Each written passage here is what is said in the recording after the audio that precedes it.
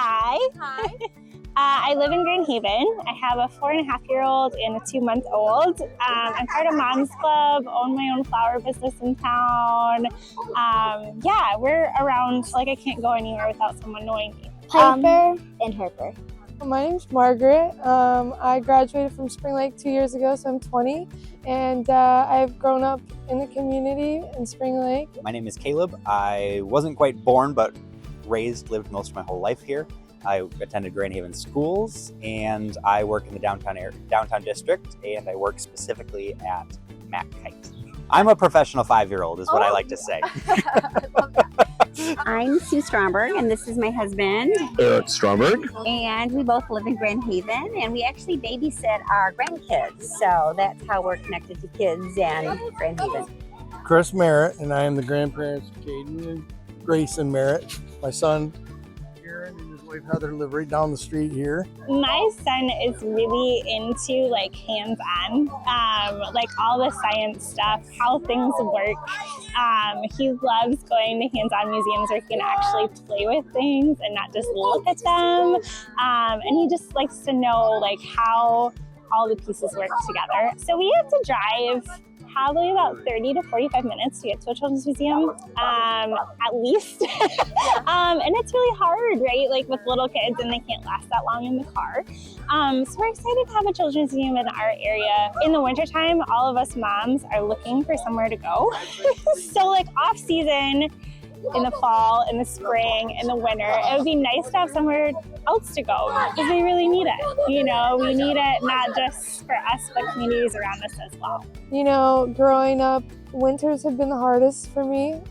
And even as a child, like not having many outlets to, you know, go out and do something and just being stuck inside and almost like that cabin fever type of feeling that really affected me the whole winter. Like I struggled all the way through school since I can remember. Just like having those fun alternatives and those fun outlets. And there's just so many children that aren't, you know, they don't want to just sit down in a classroom and be stuck in a chair. They're so creative and they're brilliant, these brilliant minds, like to just instill in them from such a young age that the possibilities are endless. I think it's a fabulous idea because there's all these places for adults to go. But then when you think about it, there's not really any place for children to go. It's so needed. It's absolutely essential to kids and to their families that they have playtime in their lives, right? Studies, especially recently, have shown kids need to develop mesh skills. And they develop these things through play, mental, emotional, and social health, right? Play strengthens these things. This is obviously important, and everybody should be operating from that position, that playtime is valuable and playtime is important.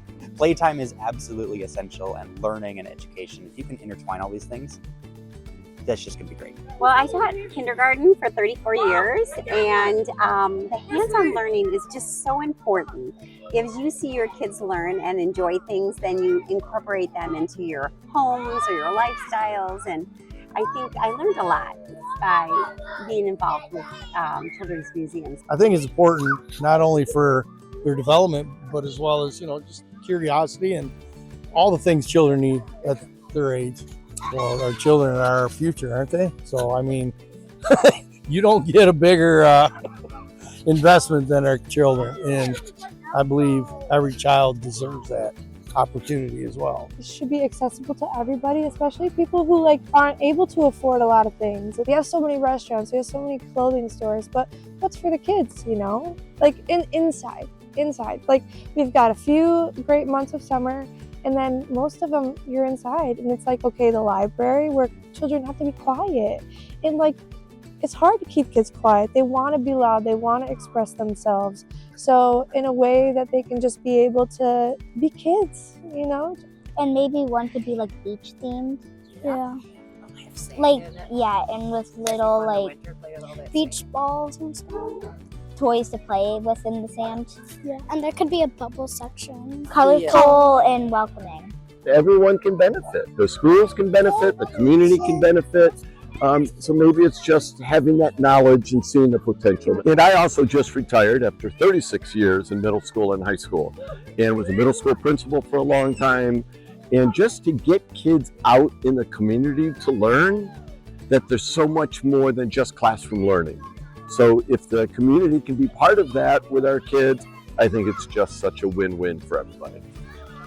I just think it's, any community that can show that they put kids in top priority and they bring engagement of learning, and it's about just having kids learn and being excited about it and showing the whole community this commitment to kids. That's really important.